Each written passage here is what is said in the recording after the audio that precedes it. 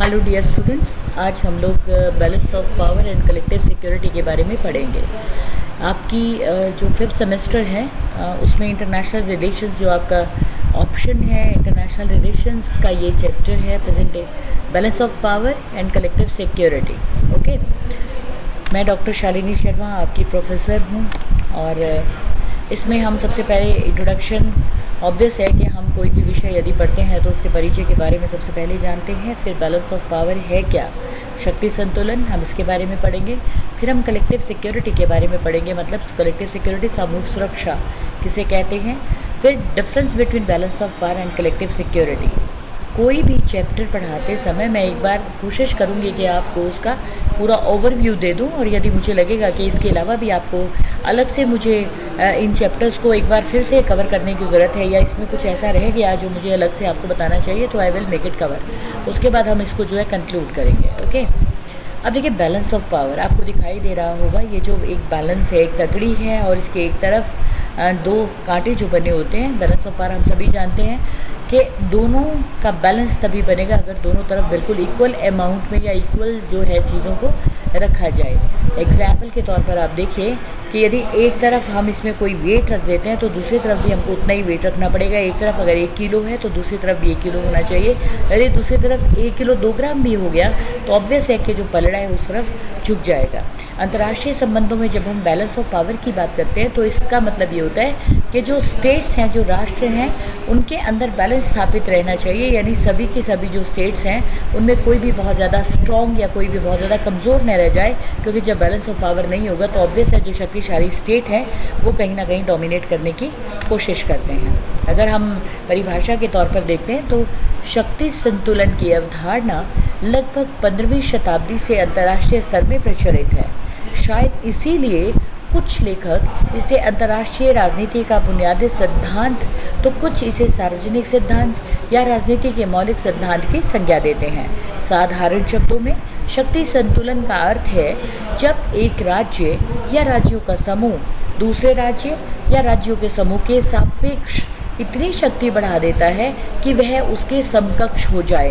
यानी या तो एक राज्य हो वो दूसरे राज्य के बराबर हो, या फिर एक तरफ कुछ इतने राज्य हो जो सापेक्ष रूप में उतने ही दूसरे राज्यों की शक्ति हो जाए, तो ऐसी स्थिति में उसे समकक्ष हो जाए, इसको बोलते हैं शक्ति संतुलन। परंतु इस धारणा की परिभाषा को लेकर विद्वान एक मत नहीं है। शायद इसलिए इनिस इल क्लॉड का कहना है कि ये एक ऐसी अवधारणा है जिसकी परिभाषा की समस्या नहीं है, बल्कि समस्या ये है कि इसकी बहुत सारी परिभाषाएं हैं। इन परिभाषाओं से पहले ये बताना भी बहुत ज़रूरी है कि ये 2 प्रकार की होती है, सरल और जटिल। सरल या साधारण शक्ति संतुलन तब होता है जब ये तुलना 2 राष्ट्रों या 2 राष्ट्रों के बीच में सीधे तौर पर हो। कि जैसे एग्जाम्पल के तौर पे आप देखिए कि अमेरिका का जो कंपैरिजन था हमेशा यूएसएसआर के साथ हुआ करता था जब तक सोवियत संघ का डिसइंटीग्रेशन नहीं हुआ था। या जैसे भारत का कंपैरिजन अगर चीन के साथ किया जाए, भारत का कंपैरिजन नेपाल के साथ नहीं हो सकता, भारत का कंपैरिजन चीन के साथ अपने समकक्ष जो देश होते हैं उनके साथ किया जाए। फिर उसके बाद आप ये देखिए, सरल या साधारण शक्ति संतुलन तब होता है जब 2 राष्ट्रों या 2 राष्ट्रों के बीच में सीधे तौर पर ये जो कंपैरिजन हो। लेकिन यदि ये संतुलन 2 समुदायों के परस्पर तथा इनमें सम्मिलित समुदायों में आंतरिक रूप से भी हो तो ये जटिल संतुलन कहलाता है। मॉर्गेनथाउ, आपको मालूम है हैंस जे मॉर्गेनथाउ, उनकी एक परिभाषा है कि प्रत्येक राष्ट्र यथास्थिति को बनाए रखने अथवा परिवर्तन करने के लिए दूसरे राष्ट्रों की अपेक्षा अधिक शक्ति प्राप्त करने की आकांक्षा रखता है। इसके परिणाम स्वरूप जिस ढांचे की आवश्यकता होती है वह शक्ति संतुलन कहलाता है। ओके,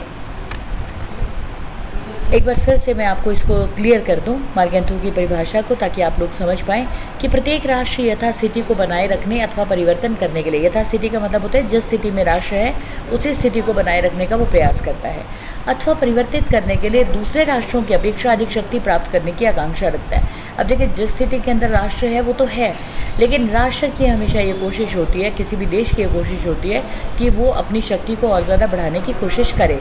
यानी अगर उसकी शक्ति प्लस हो जाती है, ज़्यादा हो जाती है, तो इससे उस राष्ट्र की जो शक्ति है और ज़्यादा बढ़ जाती है। ये किसी भी तरह की शक्ति हो सकती है। राष्ट्रीय शक्ति की जो हमारा एक चैप्टर है उसमें आपने देखा होगा कि राष्ट्रीय शक्ति किसी भी तरह की हो सकती है। भौगोलिक शक्ति होती है, आर्थिक शक्ति होती है, मानसिक शक्ति होती है, राजनीतिक शक्ति होती है, सामाजिक शक्ति होती है, किसी भी तरह की शक्ति हो सकती है, या सैनिक शक्ति होती है। तो हर कोई चाहता है कि उसकी जो शक्ति है वो पूरी तरह वो कहीं ना कहीं बढ़ती चली जाए। अब देखिए शक्ति संतुलन की विशेषताएं। बामर एवं पर्किंस ने शक्ति संतुलन सिद्धांत की कुछ विशेषताओं का उल्लेख किया है। आप समझिए, पहला कि शक्ति संतुलन से अभिप्राय है तुल्य भारिता अथवा संतुलन। जैसे अगर आपने तकड़ी को पकड़ा तो वो इक्वल रहे, इधर का बैलेंस और इधर का बैलेंस एकदम एक जैसा रहे। परंतु इतिहास का प्रत्येक विद्यार्थी जानता है कि शक्ति इतना अस्थिर तत्व है कि शक्ति संबंध सदैव परिवर्तित और चलायमान होते हैं। शक्ति कभी किसी एक के पास नहीं रहती। आज शक्ति किसी और के पास है, कल शक्ति किसी और के पास है, किसी भी तरह की शक्ति। आज धन किसी के पास है, कल धन किसी के पास है, आज पावर किसी के पास है, कल पावर किसी के पास है, ये चलता रहता है। इतिहास में तो सबसे स्थायी रूप से कार्य करने वाला तत्व असंतुलन है। एग्जैक्टली कि अगर आप देखें कि अगर कोई स्थायी तत्व है तो वो क्या है, असंतुलन। मतलब संतुलन बदलता रहता है, कभी शक्ति कहीं कभी कहीं। फिर दूसरा, शक्ति संतुलन स्थापित करने के लिए राज्यों को सदैव प्रयत्नशील रहना पड़ता है। यानी शक्ति बैलेंस ऑफ पावर बना रहे, इसके लिए राज्य हमेशा कोशिश करते रहते हैं। जिस दिन राज्य ये कोशिश करना बंद कर देते हैं उसी दिन शक्ति संतुलन समाप्त होने की संभावना हो जाती है। फिर देखिए, स्पाइकमैन के शब्दों में शक्ति संतुलन कोई दैवीय वरदान नहीं है, वरन मनुष्य द्वारा निरंतर हस्तक्षेप करके स्थापित की जाने वाली एक स्थिति है। यानी शक्ति संतुलन जो है परमानेंटली स्थापित आप इसको नहीं कर सकते, इसके लिए आपको निरंतर प्रयास करते रहना पड़ता है। फिर देखिए तीसरा कि शक्ति संतुलन की नीति यथा पूर्व स्थिति को ज्यों का त्यों बनाए रखने की नीति है, किंतु जो नीतियाँ यथा पूर्व स्थिति के पक्ष में होती हैं और नए परिवर्तनों को स्वीकार करने के विरोधी होती हैं, वे प्रायः असफल होती हैं। शक्ति संतुलन की नीति तभी सफल हो सकती है जब वह केवल प्रतिगामी नीति न होकर गतिशील और अनिवार्य परिवर्तनों को स्वीकार करने की क्षमता रखती है। यानी शक्ति संतुलन को यदि आप बिल्कुल एकदम ऐसा कर देंगे कि शक्ति संतुलन को आप स्टेबल कर देंगे तो शक्ति संतुलन कभी भी कामयाब नहीं होगा। ये बदलती हुई परिस्थितियों के साथ इसको भी गतिशील रखना पड़ता है, ये बदलता रहता है। ये कहना अत्यंत कठिन है कि पूर्ण शक्ति संतुलन स्थापित हो गया है, क्योंकि शक्ति तत्व को मापना और स्थिर कर सकना असंभव है। दो शक्ति गुणों की स्थिति बराबर है अथवा नहीं, इसका परीक्षण केवल एक स्थिति में किया जा सकता है और वो है युद्ध।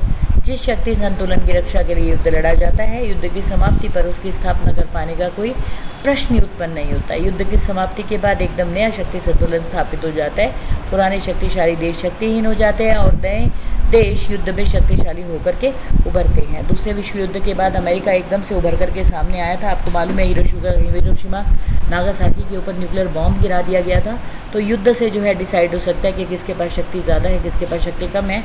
और सेकेंड वर्ल्ड वार के बाद यूनाइटेड नेशंस ऑर्गेनाइजेशन स्थापित हो गया था और ईश्वर की कृपा से उसके बाद जो है तीसरा विश्व युद्ध नहीं हुआ। और ना ही हो तो अच्छा है, क्योंकि युद्ध की जो विभीषिका होती है वो पूरे वर्ल्ड को, पूरे विश्व को या सभी प्रभावित जो देश होते हैं उनको भुगतनी पड़ती है। फिर देखिए, इतिहासकार शक्ति संतुलन को वस्तुनिष्ठ दृष्टि से देखता है और राजनीतिज्ञ उसे व्यक्तिनिष्ठ दृष्टि से देखता है। मार्टिन वाइट के शब्दों में, इतिहासकार की दृष्टि में शक्ति संतुलन तब स्थापित होता है जब दो विरोधी गुटों की शक्ति लगभग समान दिखाई देती है, परंतु एक राजनीतिज्ञ की दृष्टि में शक्ति संतुलन तब स्थापित होता है जब उसका पक्ष दूसरे पक्ष की अपेक्षा अधिक सशक्त होता है। दोनों का सोचने का अलग अलग ढंग है। आप में से मैक्सिमम विद्यार्थी जो हैं पॉलिटिकल साइंस और हिस्ट्री दोनों के स्टूडेंट हैं, तो आप दोनों बातों को समझ गए होंगे कि इतिहासकार क्या कहते हैं और राजनीतिज्ञ किस तरह से शक्ति संतुलन को समझते हैं। फिर देखिए, शक्ति संतुलन के साधन कौन कौन से हैं। शक्ति संतुलन आप समझिए, शक्ति संतुलन का मतलब है कि तुला के दोनों पलड़ों के ऊपर जो है एकदम इक्वल वेट रहे। ठीक, शक्ति संतुलन के आप देखिए साधन कौन कौन से हैं। क्षतिपूर्ति। क्षतिपूर्ति का मतलब होता है कभी कभी बड़ी शक्तियाँ छोटे राज्यों की भूमि को आपसी शक्ति संतुलन हेतु बांट लेती हैं। यह सीमा परिवर्तन इस आधार पर किया जाता है कि आपसी शक्तियों में से कोई भी एक दूसरे से शक्तिशाली ना बन जाए। उदाहरण के लिए, यूटेक्ट की संधि के बाद 1713 में स्पेन की भूमि को बोबेन व हैब्सबर्ग के बीच बांट दिया गया था। इसी प्रकार पोलैंड को 3 बार 1772, 1793 और 1795 में इस प्रकार से विभाजित किया गया था कि शक्ति संतुलन ना बिगड़े। इसी प्रकार 18वीं और 19वीं शताब्दी के विभिन्न संधियों को इसी दृष्टिकोण को ध्यान में रखते हुए किया गया था। ओके, एग्जाम्पल आपको छोटा सा बताती हूँ। कभी आपने वो देखा एक कहानी थी 2 बिल्ली और बंदर वाली, है ना, कि एक बिल्लियों को जो है कहीं से एक रोटी का टुकड़ा मिल जाता है और बिल्लियाँ ये डिसाइड ही नहीं कर पाती कि उनको किस तरह से जो है रोटी को बांटना है।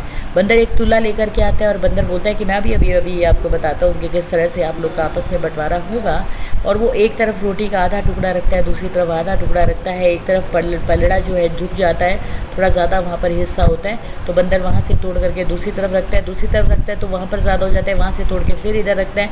और जब इधर रखता है तो बंदर कहता है कि बराबर नहीं हो रहा, तो ऐसा करता हूँ ये वाला जो एक्स्ट्रा टुकड़ा है इसको मैं खा लेता हूँ, उसको खा लेता है। और उसके बाद ऐसे करके बंदर दोनों तरफ की जो रोटी है उसको पूरा चट कर जाता है। तो बेसिकली क्या होता है कि जब 2 देशों के बीच में कोई तीसरा देश होता है उसको इस तरह से विभाजित किया जाता है, इस तरह से बांटा जाता है ताकि शक्ति संतुलन के, मतलब मान लीजिए पोलैंड का बंटवारा हुआ होगा कि इस हिस्से को आप ले लीजिए, इस हिस्से को, वो पूरा का पूरा जो शक्ति संतुलन को ध्यान में रख करके किसी को कम ना मिले, किसी को ज़्यादा ना मिले, ये कोशिश की जाती है। इसी प्रकार 18वीं और 19वीं शताब्दी में विभिन्न संधियाँ इसी दृष्टिकोण को ध्यान में रखते हुए हुई थी।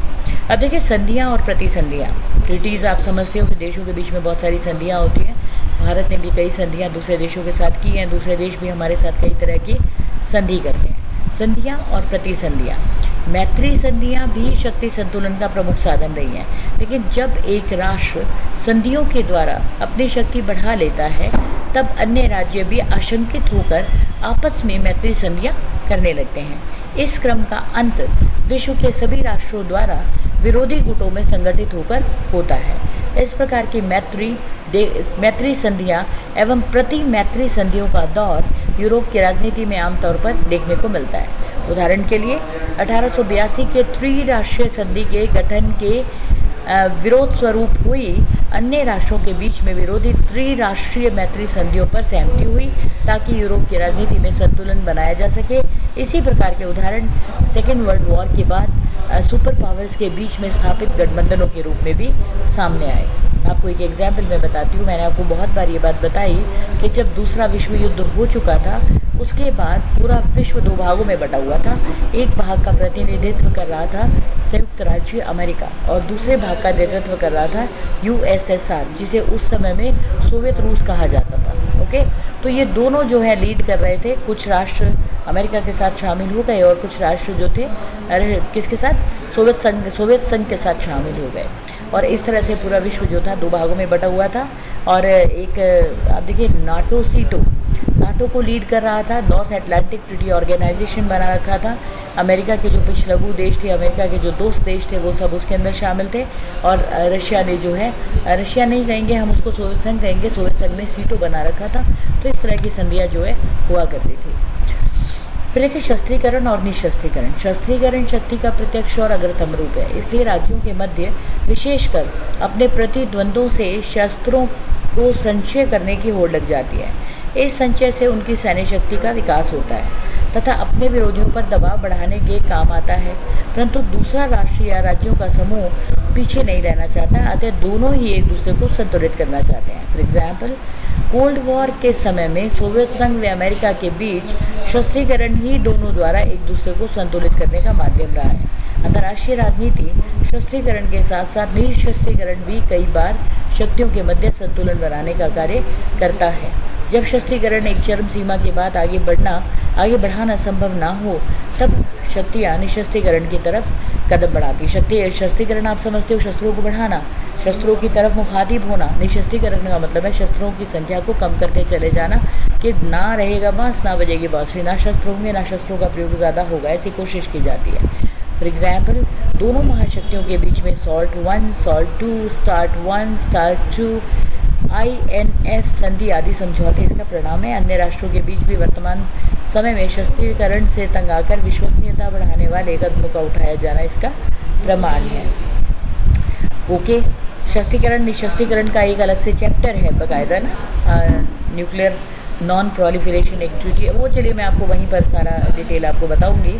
डिसआर्मामेंट को लेकर के हमारा एक चैप्टर है, हम वहाँ पर बहुत डिटेल में इसको पढ़ लेंगे। यहाँ पर केवल आप इतना समझने की कोशिश कीजिए कि बैलेंस ऑफ पावर को बनाने के लिए न केवल शस्त्रीकरण बल्कि निशस्त्रीकरण का सहारा भी लिया जाता है। फिर देखिए मध्यवर्ती राज्य, कई बार दो शक्तियाँ आपसी सीधे टकराव को टालकर किसी एक राज्य को मध्य रखकर आपसी संतुलन बनाती हैं। अतः ऐसा कमज़ोर व तटस्थ राज्य हमेशा दो बड़ी ताकतों के बीच युद्ध की संभावनाएं टली रहने के साथ साथ शक्ति संतुलन भी बना करके रखता है। फॉर एग्जाम्पल, काफ़ी समय तक पोलैंड रूस और जर्मनी के बीच में मध्यवर्ती राज्य बना रहा। अफगानिस्तान रूस व इंग्लैंड के बीच स्थिति में काफ़ी देर तक रहा। अब कभी कभी दो अफगानिस्तान रूस और इंग्लैंड के बीच में रहा, कभी कभी दो गैर मित्र मध्यवर्ती क्षेत्रों को बराबर बांट लेते हैं। ऐसी स्थिति में मध्यवर्ती क्षेत्रों का प्रभाव न्यूनतम हो जाता है। For example, Germany, Korea, Hind, चीन का विभाजन, वर्तमान अंतर्राष्ट्रीय राजनीति, ये क्षेत्र समाप्त प्राय हो गए हैं। अतः इनका प्रभाव भी शक्ति संतुलन हेतु नगण्य हो गया है। ओके, अब देखिए हस्तक्षेप और हस्तक्षेप। हस्तक्षेप की नीति हमेशा शक्तिशाली राष्ट्रों द्वारा दूसरे के मामले में दखल अंदाजी करके अपने प्रभाव को बढ़ाने से होती है। इसका उद्देश्य बड़े राष्ट्र द्वारा वहाँ पर किसी शासन के बने रहने या बदलने के स्वरूप में होता है। इसे साधन के माध्यम से शक्ति संतुलन बनाए रखने का प्रयास होता है। शीत युद्ध काल में दोनों महाशक्तियों ने इसका खूब प्रयोग किया। पूर्व सोवियत संघ ने जहां हंगरी, चेकोस्लोवाकिया व अफगानिस्तान में हस्तक्षेप किया, वहीं अमेरिका ने Grenada, Cuba, Nicaragua, Korea, Iraq, Afghanistan आदि में हस्तक्षेप किया। ओके, उसके बाद देखिए अहस्तक्षेप द्वारा संतुलन बनाए रखने की नीति आमतौर पर छोटे राष्ट्रों द्वारा अपनाई गई है। इससे छोटे राष्ट्रों ने भी इसका सहारा लिया है। ज़्यादातर एशिया, अफ्रीका एवं लैटिन अमेरिका देशों ने गुट निरपेक्षता की नीति को अपनाकर अहस्तक्षेप नीति का पालन किया है। इससे युद्ध ना करने या उसे सीमित करने या उसके स्थानीय स्वरूप देने का प्रयास आदि इसी के अंतर्गत आते हैं। ओके, फिर देखिए फूट डालो और राज्य करो। अंतर्राष्ट्रीय राजनीति में बड़ी ताकतों द्वारा फूट डालो राज करो की नीति का अनुसरण किया गया। राज्यों को दो विरोधी गुटों में बांटकर भी शक्तियाँ उस क्षेत्र में शक्ति संतुलन स्थापित करती है। ये नीति मुख्य रूप से ब्रिटेन द्वारा अपने साम्राज्य को एकीकृत रखने के हेतु कई बार प्रयोग की गई। 1947 में भारत पाक विभाजन इसका सशक्त उदाहरण है। इस नीति के अंतर्गत अपने प्रतिवादियों को कमज़ोर करके संतुलन बनाने का प्रयास किए जाते रहे हैं। शीत युद्ध काल में महाशक्तियों ने भी गुटनिरपेक्ष देशों में इस प्रकार की नीति का अनुसरण किया था। मतलब इस नीति का मतलब क्या है कि बेसिकली दो देशों के बीच में फूट डलवाओ और उसके बाद स्वयं राज्य करो। यानी अंग्रेज़ों ने इस नीति को अपनाया और जब भारत को आज़ाद भी किया तो भारत को दो भागों में बंटवा दिया, दो भागों में बांट दिया। भारत और पाकिस्तान दोनों अलग अलग हिस्से हो गए। आज तक भी जो हमारे झगड़े हैं भारत पाकिस्तान के जो के टू कायम हैं। ओके, उसके बाद आप देखिए शक्ति संतुलन के सिद्धांत की आलोचना। यानी शक्ति संतुलन का जो सिद्धांत है पूरी तरह से इसमें सब प्लस पॉइंट नहीं है, सकारात्मक बातें नहीं है, इसकी आलोचना की जाती है। कैसे? सबसे पहला, राज्य को शक्ति संचय के लिए प्रेरित करना। यानी कि शक्ति संतुलन का जो सिद्धांत है वो हमेशा राज्यों को बार बार इस चीज़ के लिए प्रेरित करता है कि हर राज्य ये चाहता है कि संतुलन में उसकी तरफ जो है शक्ति ज़्यादा रहे, कि कहीं ऐसा ना हो कि किसी दूसरे राज्य के पास जिसके साथ उसका कंपैरिजन है उसके पास शक्ति ज़्यादा ना चली जाए। अमेरिका और सोवियत संघ काफ़ी लंबे अरसे तक दोनों के बीच में इस तरह का जो है भाव रहता था। फिर राज्य को शक्ति संचय के लिए प्रेरित करना। अब बेसिकली प्रशासन चलाना किसी भी राज्य का काम होता है। राज्य की बहुत सारी समस्याएं होती हैं, आपको मालूम है, राज्य के 4 तत्व हैं और राज्य को और बहुत कुछ देखना होता है। राज्य के अंदर उन सब चीज़ों से साइडलाइन हट करके राज्य हमेशा इस कोशिश में रहते हैं कि वो अपनी शक्ति को ज़्यादा से ज़्यादा विस्तृत करें ताकि दूसरे की शक्ति जो है, दूसरे राष्ट्र की जो शक्ति है वो उसको डाउन दिखा सके या अपनी शक्ति को ज़्यादा दिखा सके। तो इसके कारण जो है राज्य अपने मूल लक्ष्य से, जो जनता की भलाई का लक्ष्य, उससे कई बार भटक जाता है। फिर तीसरा देखिए शक्ति संतुलन शक्ति का आदर्श वितरण नहीं है। मतलब कोई बहुत अच्छी बात नहीं है कि शक्ति संतुलन बनाने के लिए बार बार शक्ति को बहुत आदर्श वितरण नहीं है। शक्ति संतुलन युद्धों का कारण है। शक्ति संतुलन के कारण क्या होता है कि एक तरफ जो है बहुत सारे देश हो जाते हैं तो दूसरी तरफ कुछ देश हो जाते हैं, तो कुछ देश मिलकर के दूसरे देशों पर हमला करने की कवायद करते हैं ताकि ये दिखा सके कि वो उनसे ज़्यादा मजबूत हैं। तो ये कोई बहुत अच्छी उदाहरण नहीं है। उसके बाद शांति का संरक्षण शक्ति के असंतुलन से होता है। शांति का संरक्षण शक्ति के असंतुलन से होता है। अब देखिए, बहुत सारे ऐसे देश हैं जो सिर्फ अपने खुद में रहते हैं। मैं आपको एक एग्जांपल बताती हूँ। आपने एक देश का नाम सुना होगा, स्विट्ज़रलैंड। बहुत ब्यूटीफुल देश है। स्विट्ज़रलैंड ज़्यादातर तटस्थता की नीति को अपनाता है। स्विट्ज़रलैंड किसी भी देश के साथ बहुत ज़्यादा दोस्ती नहीं करता। स्विट्ज़रलैंड किसी भी ग्रुप में शामिल नहीं होता। और स्विट्ज़रलैंड का केवल एक ही मकसद होता है, आपको मालूम है, वहाँ पर पर्यटन के माध्यम से वहाँ की इनकम होती है और वो केवल अपने देश को आगे बढ़ाने में ध्यान देता है। आप देखो, कोई भी व्यक्ति हो, कोई भी राज्य हो, कोई भी राष्ट्र हो, यदि शांति के रास्ते पर वो चलता है तो वो किसी तरह की शक्ति के संतुलन की तरफ ध्यान नहीं देगा। और शांति जो है, आपको शक्ति के असंतुलन से आपकी शांति भंग हो सकती है। शक्ति संतुलन का विचार यांत्रिक रूप है, यानी कि शक्ति को कभी मापा नहीं जा सकता। शक्ति को अगर आप ये कहोगे अमुक व्यक्ति के पास 2 किलो शक्ति है या इस राष्ट्र के पास 200 ग्राम शक्ति है, शक्ति का कोई मापक नहीं है। शक्ति को मापा नहीं जा सकता। शक्ति कभी भी मैकेनिकल नहीं हो सकती। ऐसे देखने में लगेगा कि इस देश के पास शक्ति नहीं है और पता चलेगा कि इस देश के पास बहुत शक्ति है। मैं आपको एक छोटा सा एग्जाम्पल बताती हूँ। भारत और चाइना के बीच में एक छोटा सा देश है नेपाल। बफर स्टेट भी उसको बोला जाता है। 2 बड़ी महाशक्तियों के बीच में एक छोटा सा देश है नेपाल। अब देखने में लगेगा कि नेपाल तो बहुत छोटा सा देश है, भारत बहुत बड़ा देश है, विशाल देश है, या मतलब चाइना बहुत बड़ा देश है। लेकिन कभी कभी नेपाल भी जो है हाथ मिला करके, कभी चाइना से हाथ मिलाना और कभी भारत से हाथ मिलाना, तो कभी उसका पलड़ा जो है चाइना की तरफ दिखाई देता है, कभी जो है भारत की तरफ दिखाई देता है। आप माप नहीं सकते कि वो जो है, मतलब अगर नेपाल जिस तरफ भी अपनी शक्ति का पलड़ा झुका देता है कि उससे किसी राष्ट्र की शक्ति कम होगी या ज़्यादा होगी, इसको मापना कठिन है। तो शक्ति को मापा नहीं जा सकता। ओके, ये आपका, आप शक्ति के बारे में आप पढ़ रहे थे, मैंने आपको शक्ति के बारे में बताया। शक्ति संतुलन क्या होता है और शक्ति संतुलन की विशेषताएं और शक्ति ईडी। अब देखिए, हम अगला पढ़ेंगे कलेक्टिव सिक्योरिटी। कलेक्टिव सिक्योरिटी का मतलब है सामूहिक सुरक्षा। ओके, सामूहिक सुरक्षा। छोटी सी पहले मैं आपको एग्जाम्पल बताती हूँ सामूहिक सुरक्षा से आप क्या समझते हैं। ठीक, देखिए, कभी आपने चींटियों के एक झुंड को देखा है जाते हुए?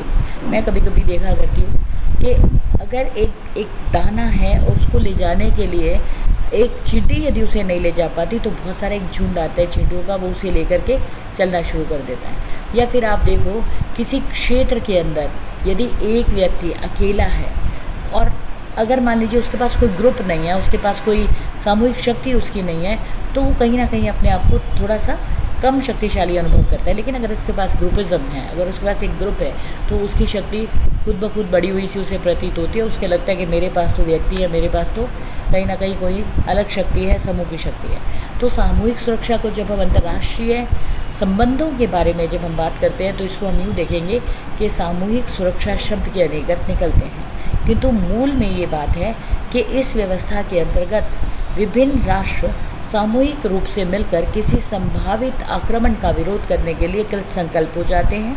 प्रत्येक राष्ट्र अपनी सुरक्षा के कार्य में रत रहता है और यदि उनमें से किसी एक राष्ट्र पर संकट आ जाता है तो उस व्यवस्था के अंतर्गत बंधे हुए सभी राष्ट्र उसकी सुरक्षा के लिए सामूहिक रूप से दौड़ते हैं। सुरक्षा सिद्धांत की मान्यता ये है कि किसी भी समय पर संसार में शक्ति का वितरण इस प्रकार होता है जिसमें अधिकांश शक्ति उन लोगों के हाथों में केंद्रित होती है जो शांति और व्यवस्था को कायम रखना चाहते हैं। इसलिए इस व्यवस्था के अंतर्गत संसार की शांति भंग करने का कोई भी आक्रमणकारी साहस नहीं करेगा। ओके, इसको आप यूँ समझिए कि प्रत्येक राष्ट्र अपनी सुरक्षा तो करता ही है, लेकिन यदि उनमें से किसी भी एक राष्ट्र पर संकट आ जाता है तो ऐसी स्थिति के अंदर जिन राष्ट्रों के साथ उसकी संधि होती है, जिन राष्ट्रों के साथ उसकी सामूहिक सुरक्षा को लेकर के संधि है, वो सारे राष्ट्र उसकी सहायता के लिए सामने आते हैं। तो इसलिए अक्सर होता क्या है कि सुरक्षा सिद्धांत किसी भी समय पर संसार में शक्ति का वितरण इस प्रकार होता है जिसमें अधिकांश शक्ति उन लोगों के हाथों में केंद्रित होती है जो शांति और व्यवस्था को कायम रखना चाहते हैं। मतलब ये एक पॉजिटिव कंसेप्ट है। फिर देखिए सामूहिक सुरक्षा की विशेषताएं। आक्रामक राज्य का निर्धारण, ये मालूम पड़ जाता है कि कौन सा देश है जो युद्ध करना चाहता है और कौन सा देश है जो आक्रमणकारी है, कौन सा देश है जो बार बार आक्रमण करने की स्थिति को बना करके रखता है। तो ऐसी स्थिति में सामूहिक सुरक्षा की ये एक बहुत बड़ी जो है इसे आप कहेंगे कि आक्रामक राज्य को बनाने का निर्धारण करता है। फिर देखिए आक्रामक राज्य को रोकने में समान रुचि। अब आक्रामक राज्य, कई राज्यों की आदत होती है, कई देशों की आदत होती है, वो ज़्यादा से ज़्यादा जो है आक्रमणकारी रूप में रहते हैं। वो दूसरों के ऊपर आक्रमण करने के लिए हमेशा तत्पर रहते हैं। उनका स्वभाव होता है दूसरे देशों के साथ लड़ना। तो उनकी वो जो रुचि है उसको ये जो सामूहिक सुरक्षा की व्यवस्था है ये उस रुचि को कम करता है, क्योंकि जब राज्य को ये पता होगा कि हमारे ऊपर आक्रमण हो सकता है यदि हमने दूसरे देश पर आक्रमण किया, और सामूहिक सुरक्षा के आधार पर कोई दूसरा देश जो है हम पर आक्रमण कर देगा, तो वो ऐसी हरकत करने की जो है हिमाकत कम करते हैं। फिर देखिए, आक्रामक राज्य के विरुद्ध समान कार्रवाई, यानी आक्रामक राज्य यदि कोई होता है तो उसके विरुद्ध जो कार्रवाई की जाती है उसे सभी मिलकर के करते हैं, और वो कार्रवाई बिल्कुल एक जैसी होती है, उसमें किसी तरह का भेदभाव नहीं किया जाता। फिर उसके बाद है सामूहिक सुरक्षा की व्यवस्था अधिक शक्तिशाली। अगर आप कलेक्टिव सिक्योरिटी के बारे में बात करते हैं तो आप देखेंगे कि कलेक्टिव सिक्योरिटी हमेशा ज़्यादा स्ट्रांग होती है। ज़्यादा जो स्ट्रांग लोग होते हैं, ज़्यादा जो स्ट्रांग कंट्रीज़ होते हैं, वो कलेक्टिव सिक्योरिटी को लेकर के जब चलते हैं तो इससे व्यवस्था शक्तिशाली हो जाती है। फिर देखिए, आक्रमण को रोकने में आसानी। अगर एक देश को ये मालूम होगा कि वो दूसरे देश पर आक्रमण करेगा, तो ऐसी स्थिति में 5 देश मिल करके या 10 देश मिल करके कलेक्टिव सिक्योरिटी के माध्यम से उसको रोकने में उसको आसानी से रोक पाएंगे, तो वो ये हिमाकत करेगा ही नहीं। ओके,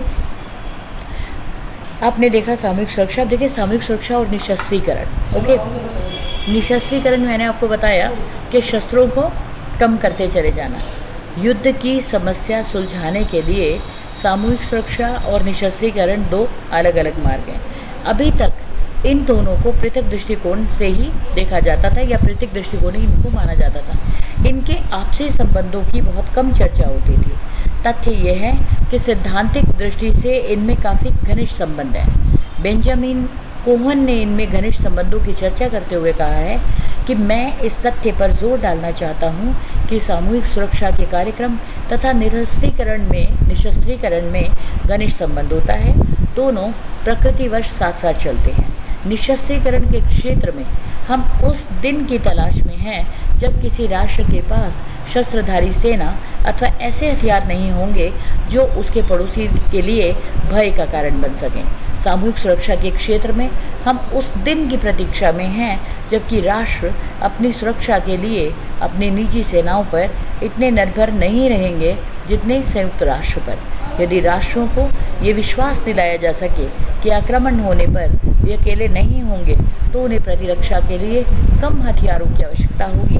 जैसे जैसे निशस्त्रीकरण के क्षेत्र में प्रगति की जाती है, वैसे वैसे सामूहिक सुरक्षा की स्थापना का कार्य सफल हो जाता है। यहाँ पे जब भी आप निशस्त्रीकरण, अगर आप यहाँ पर निशस्त्रीकरण, ये हिंदी की टाइपिंग में बहुत एक्सपर्ट नहीं हूँ तो आप इसे निशस्त्रीकरण ही पढ़िएगा, और जो मैं बोलती हूँ आप उस पर ध्यान दीजिएगा। तो ये मैंने आपको बताया कि सामूहिक सुरक्षा और निशस्त्रीकरण के बारे में बेंजामिन कोहन ने कौन सी बात कही है और क्या कहा है कि दोनों के घनिष्ठ संबंध किस तरह से कार्य करते हैं। मुझे लगता है आपको समझ में आ गया होगा। एक बार फिर से मैं आपको बता दूँ कि वो ये कहना चाहते हैं कि सामूहिक सुरक्षा तथा निशस्त्रीकरण में बहुत गहरा संबंध होता है और दोनों जो है साथ साथ चलते हैं। निशस्त्रीकरण के क्षेत्र में हमेशा इस तरफ ध्यान दिया जाता है कि शस्त्रधारी सेना अथवा ऐसे हथियार कभी ना हो जो उसके पड़ोसी देशों के लिए भय का काम कर सके।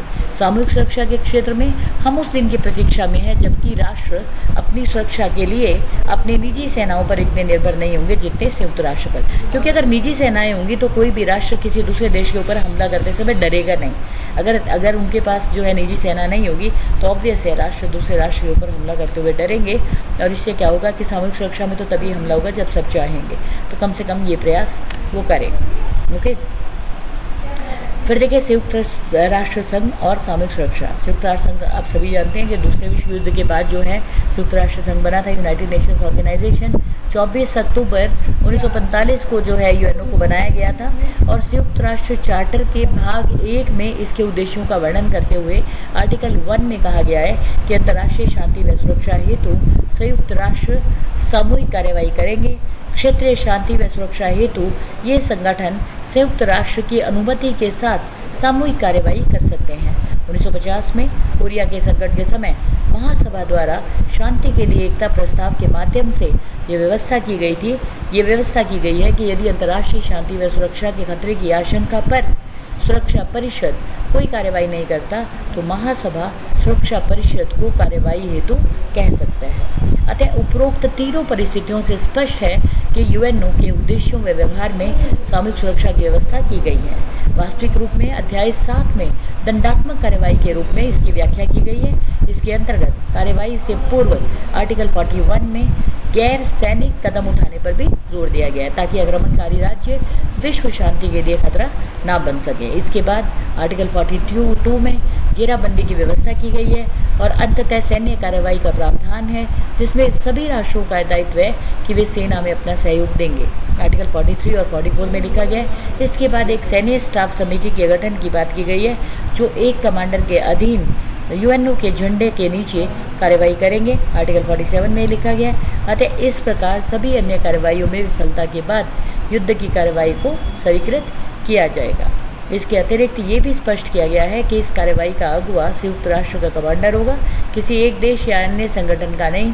इस कार्रवाई में भाग लेने के लिए अधिकांश देशों का होना अनिवार्य नहीं तो कम से कम वांछनीय होना आवश्यक है। समझिए इस बात को बहुत ध्यान से। सामूहिक सुरक्षा शुद्ध तौर पर संयुक्त राष्ट्र संघ के साथ जुड़ी हुई है। यूएनओ जब बना था तो उसके अंदर आपको मालूम है कि लगभग पूरे विश्व के सभी देश इसके अंदर शामिल हुए थे और इस जो संयुक्त राष्ट्र संघ के बैनर तले कलेक्टिव सिक्योरिटी का कंसेप्ट रखा गया था और ये संयुक्त राष्ट्र संघ के बहुत सारे अनुच्छेदों के अंदर ये लिखा गया है कि कलेक्टिव सिक्योरिटी किस तरह से काम करेगी। जब भी कोई एक देश आक्रांता हो जाता है या जब भी किसी देश के विरुद्ध कलेक्टिव सिक्योरिटी का प्रयोग करना है तो ऐसी स्थिति में सभी देश इस कार्रवाई में भाग लेंगे और यदि भाग नहीं लेंगे तो कम से कम उस भाग लेने का समर्थन करेंगे, यानी कि वांछनीय होगा उनके लिए ये, क्योंकि जब आप सामूहिक तरीके से कोई निर्णय लेते हैं, यूएनओ के बैनर के तले लेते हैं, तब कलेक्टिव सिक्योरिटी ज़्यादा काम करती है। तो कलेक्टिव सिक्योरिटी का सीधा सीधा जो संबंध है वो यूनाइटेड नेशंस ऑर्गेनाइजेशन के साथ है।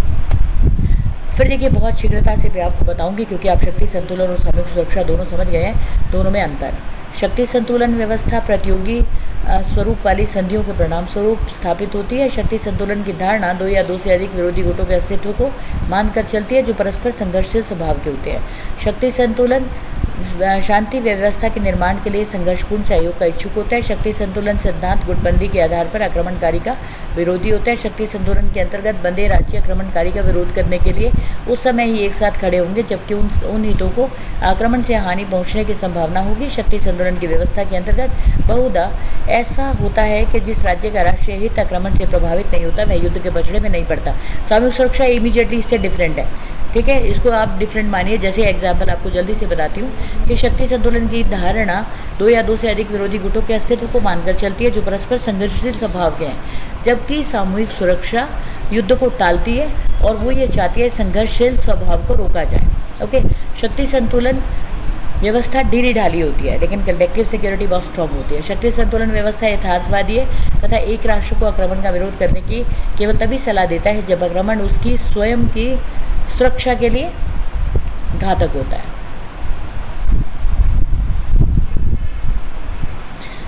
ओके, उसके बाद देखिए शक्ति संतुलन व्यवस्था ढीली ढाली। शक्ति संतुलन व्यवस्था यथार्थवादी तथा एक राष्ट्र को आक्रमण का विरोध करने की केवल तभी सलाह देता है जब आक्रमण उसकी स्वयं की सुरक्षा के लिए घातक हो। सामूहिक सुरक्षा में ऐसा नहीं है। शक्ति संतुलन की व्यवस्था सकारात्मक है क्योंकि इस व्यवस्था में राष्ट्र विचार सिद्धांत मान्यताओं और समान हितों की दृष्टि से मिलकर होते हैं।